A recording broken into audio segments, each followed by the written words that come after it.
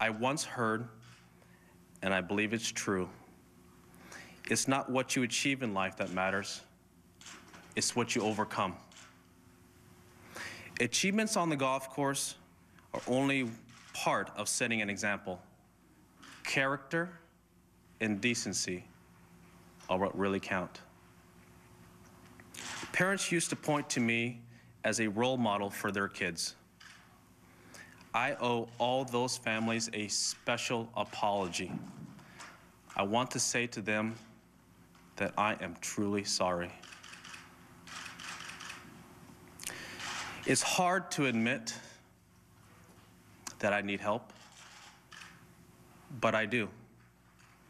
For 45 days, from the end of December to early February, I was in inpatient therapy, receiving guidance for the issues I'm facing. I have a long way to go, but I've taken my first steps in the right direction. As I proceed, I understand people have questions.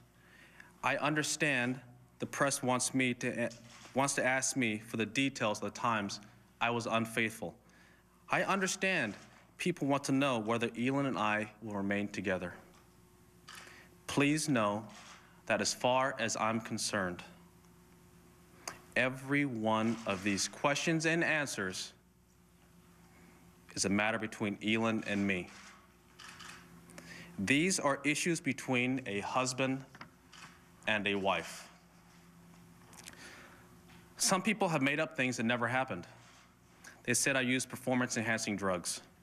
This is completely and utterly false. Some have written things about my family. Despite the damage I have done, to shield my family from the public spotlight. They did not do these things. I did. I have always tried to maintain a private space for my wife and children. They have been kept separate from my sponsors, my commercial endorsements. When my children were born, we only released photographs so that the paparazzi could not chase them. However, my behavior doesn't make it right for the media to follow my 2.5-year-old daughter to school and report the school's location. They staked out my wife and they pursued my mom. Whatever my wrongdoings, for the sake of my family, please leave my wife and kids alone.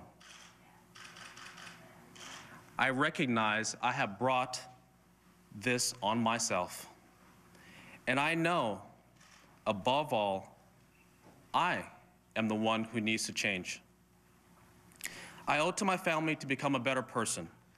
I owe it to those closest to me to become a better man. That's where my focus will be. I have a lot of work to do, and I intend to dedicate myself to doing it. Part of following this path, for me, is Buddhism, which my mother taught me at a young age. People probably don't realize it, but I was raised a Buddhist, and I actively practiced my faith from childhood until I drifted away from it in recent years. Buddhism teaches that a craving for things outside ourselves causes an unhappy and pointless search for security. It teaches me to stop following every impulse and to learn restraint. Obviously, I lost track of what I was taught. As I move forward, I will continue to receive help because I've learned that's how people really do change.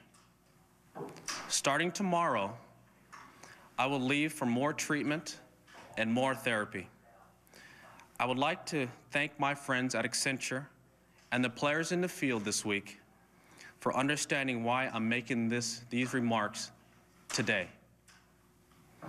In therapy, I've learned the importance of looking at my spiritual life and keeping in balance with my professional life. I need to regain my balance and be centered so I can save the things that are most important to me, my marriage and my children. That also means relying on others for help.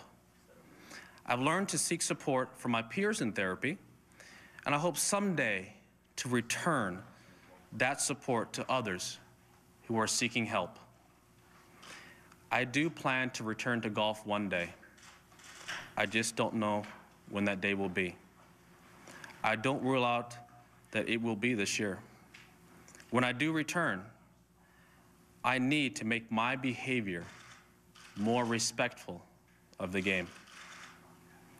In recent weeks, I have received many thousands of emails, letters, and phone calls from people expressing good wishes. To everyone who has reached out to me and my family, thank you. Your encouragement means the world. I want to thank the PGA Tour, Commissioner Fincham, and the players for their patience and understanding while I work on my private life.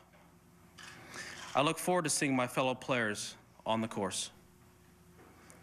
Finally, there are many people in this room, and there are many people at home who believed in me. I want to ask for your help.